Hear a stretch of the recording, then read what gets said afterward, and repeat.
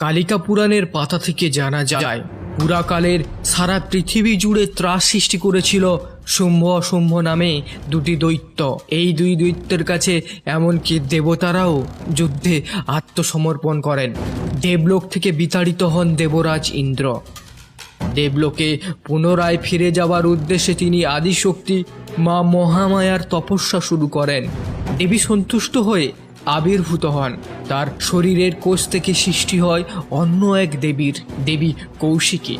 মহামায়ার দেহ থেকে নিঃসৃত দেবী কৌশিকী কৃষ্ণবর্ণ ধারণ করেন, যা দেবী কালীর আদি রূপ।